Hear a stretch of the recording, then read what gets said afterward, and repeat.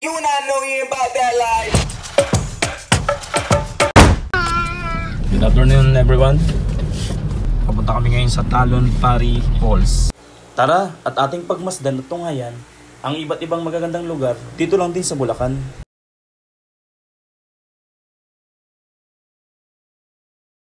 Dito nga ay madaraanan natin ang tinatawag na DRT o Doña Remedios Trinidad na mas kilalang kilala na at dinarayo pa ng maraming tao.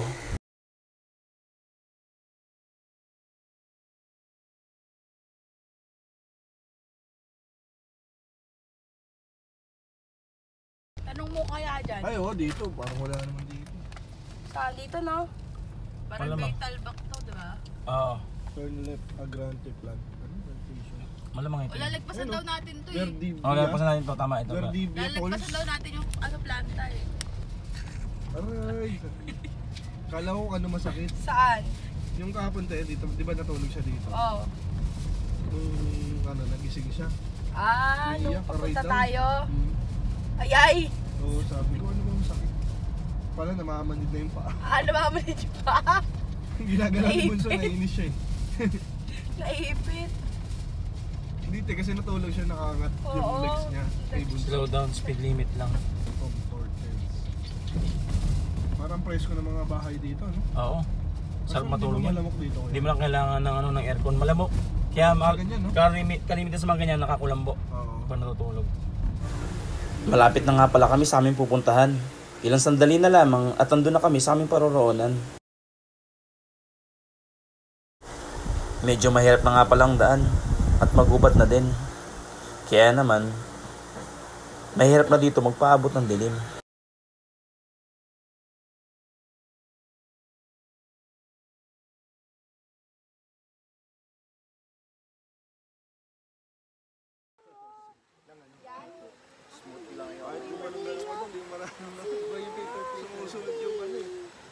Sa wakas ay nakarating na nga kami sa aming pupuntahan. Sa tinagal-tagal at nilayo din ang aming biyahe.